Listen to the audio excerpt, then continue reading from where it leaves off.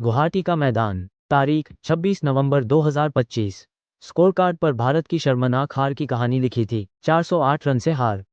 यह न केवल भारतीय क्रिकेट के 94 साल के टेस्ट इतिहास की सबसे बड़ी हार थी, बल्कि यह पिछले 12 महीनों में घर पर मिली दूसरी क्लीन स्वीप भी थी। एक वो टीम जिसे घर पर अजेय माना जाता था, जिसने एक दशक से अधिक समय तक अपने घरेलू किले को अभेद्य बनाए रखा था, आज उसी किले की दीवारें भरभराकर गिर चुकी हैं। न्यूजीलैंड के बाद अब दक्षिण अफ्रीका ने 25 साल बाद भारत में टेस्ट सीरीज जीतकर भारतीय क्रिकेट की व्यवस्था की पोल खोल दी है। सवाल एक नहीं, अनेक हैं, और इनका जवाब तलाशना हर भारतीय क्रिकेट प्रेमी के लिए अब एक मजबूरी बन गया है। क्या भारतीय टेस्ट क्रिकेट सचमुच एक भयानक गड़बड़ी मैस में है? दिसंबर 2012 से अक्टूबर 2024 तक लगभग 13 सालों में भारत ने घर पर सिर्फ 5 टेस्ट गंवाए थे। यह वो दौर था जब विरोधी टीमें भारत में जीत की कल्पना भी नहीं करती थीं। लेकिन पिछले 13 महीनों में क्या हुआ? हमने फिर से 5 टेस्ट मैच गंवा दिए हैं। ये गिरावट सिर्फ आंकड़ों की नहीं, बल्कि टीम के मनोबल और घरेलू लाभ के खत्म होने का स्पष्ट संकेत है। कभी भारतीय पिचें बल्लेबाजों के लिए स्वर्ग और विरोधी स्पिनरों के लिए नरक हुआ करती थीं। आज हमारे ही बल्लेबाज स्पिन के खिलाफ संघर्ष करते दिखते हैं, जबकि विदेशी स्पिनर जैसे दक्षिण अफ्रीका के साइमन होमा हमारी पिचों पर हावी हो रहे हैं। कोच गौतम गंभीर की अगुवाई में लगातार प्लेइंग 11 में बदलाव, पिच को पढ़ने में नाकामी और रणनीतिक अस्थिरता ने इस पतन में अहम भूमिका निभाई है। पिछले कुछ महीनों से भारतीय टेस्ट टीम जिस सबसे बड़ी समस्या से जूझ रही है, वह है बैटिंग ऑर्डर में स्थिरता की कमी। चेतेश्वर पुजारा के जाने के बाद से नंबर 3 का स्थान एक पहेली बन गया है। शुभमन गिल ने उस स्थान पर संघर्ष किया, फिर साई सुदर्शन को मौका मिला, और तो और ऑलराउंडर वाशिंगटन सुंदर को भी नंबर 3 पर आजमाया गया। अगले ही मैच में उन्हें नंबर 8 पर धकेल दिया गया। यह अराजकता टीम मैनेजमेंट के भ्रमित फैसले और अव्यवस्थित सोच को दर्शाती है। नंबर 3 की पहेली, पुजारा के विकल्प की तलाश अभी भी जारी है, और चयनकर्ता लगातार खिलाड़ियों को बदल रहे हैं, जिससे किसी को भी आत्मविश्वास नहीं मिल पा रहा है। अनुभव की कमी, रोहित शर्मा, विराट कोहली और आर अश्विन जैसे दिग्गजों के जाने या न खेलने से मध्यक्रम में अनुभव की भारी कमी आई है। नए खिलाड़ी संघर्ष कर रहे हैं और उन्हें स्थिर मौका नहीं मिल रहा। कोच गौतम गंभीर इसे ट्रांजिशन, परिवर्तन का दौर बताकर बचाव कर रहे हैं, लेकिन क्या ट्रांजिशन बिना किसी ब्लूप्रिंट के होता है? बिना स्पष्टता के खिलाड़ियों को लगातार बदलना सिर्फ अस्थिरता पैदा करता है, न कि मजबूत नींव रखता है। दक्षिण अफ्रीका ने भी अपने कई युवा और अनुभवहीन खिलाड़ियों के साथ भारत का दौरा किया, लेकिन उन्होंने बेहतरीन एकजुटता और रणनीति दिखाई, जो साबित करता है कि सिर्फ अनुभवहीनता बहाना नहीं हो सकती। भारतीय टेस्ट क्रिकेट की इस गड़बड़ी के लिए मुख्य कोच गौतम गंभीर और चयन समिति के प्रमुख अजीत अगरकर पर सीधे सवाल उठते हैं। उनकी रणनीतियों में लगातार भटकाव दिखाई देता है। नंबर 1, अत्यधिक ऑलराउंडर पर निर्भरता। टीम प्रबंधन लगातार 3 ऑलराउंडर रविंद्र जडेजा, वाशिंगटन सुंदर, नीतीश कुमार रेड्डी को खिलाने पर जोर दे रहा है। कागज पर यह अच्छा लगता है, बैटिंग डेप्थ और 6 गेंदबाजी विकल्प, लेकिन हकीकत में ये टीम को कमजोर कर रहा है।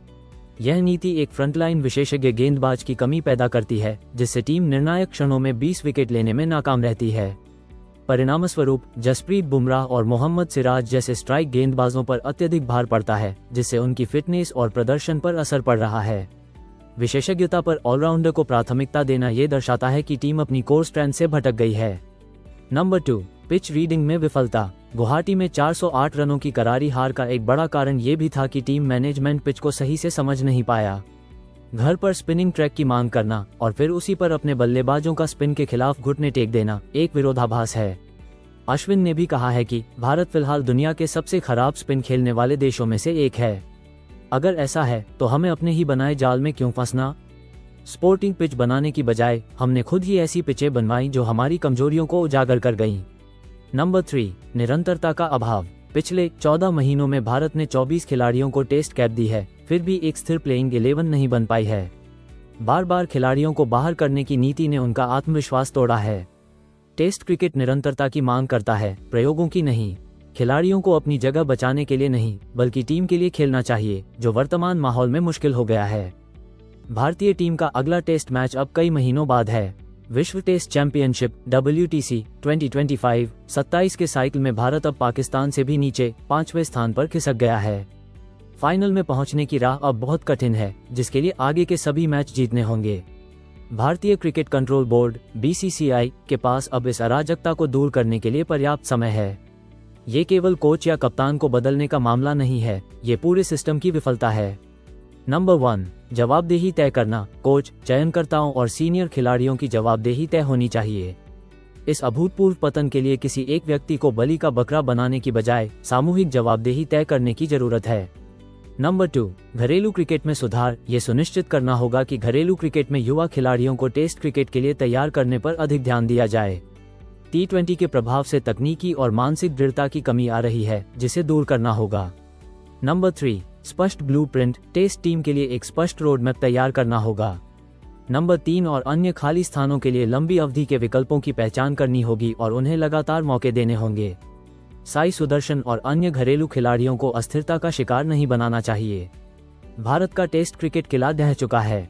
अब ये बोर्ड, मैनेजमेंट और खिलाड़ियों पर निर्भर करता है कि वे इस मलबे से एक मजबूत और बेहतर टीम कैसे बनाते हैं। चुप्पी या बहाने अब काम नहीं आएंगे। बदलना होगा, नहीं तो यह गड़बड़ी एक भयानक संकट में बदल जाएगी। सुनील गावस्कर ने भारतीय टेस्ट क्रिकेट की गिरती हालत के लिए खराब तैयारी और शेड्यूलिंग को सबसे बड़ा जिम्मेदार ठहराया है। खिलाड़ियों को बार बार टेस्ट और सीमित ओवरों के प्रारूपों के बीच घुमाने से वे थक जाते हैं और टेस्ट क्रिकेट के लिए आवश्यक लंबी तैयारी का समय नहीं मिल पाता। भारत दुनिया का सबसे बड़ा क्रिकेट बाजार है। यहाँ लगभग हर साल दुनिया भर की टीमें खेलने आती हैं, जिसके कारण शेड्यूल अत्यधिक व्यस्त हो जाता है। इस व्यावसायिक दबाव के चलते टेस्ट क्रिकेट की तैयारी प्रभावित होती है। दिनेश कार्तिक ने कहा है कि भारतीय टेस्ट टीम का ऑरा, दबदबा फीका पड़ गया है। टीमें अब भारत आने से डरती नहीं हैं।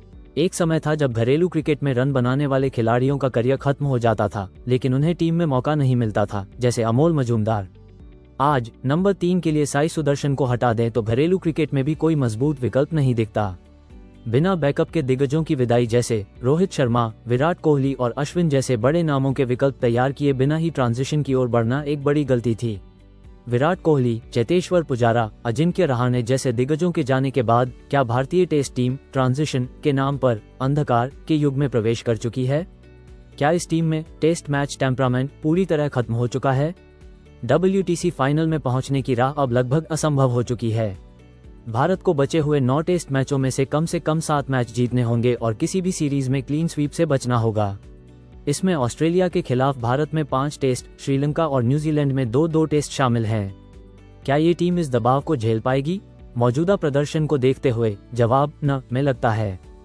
भारतीय टेस्ट क्रिकेट आज एक ICU इंटेंसिव केयर यूनिट में है।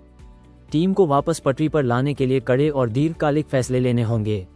नंबर 1, कड़े चयन मानक। केवल IPL प्रदर्शन के आधार पर खिलाड़ियों का चयन बंद होना चाहिए।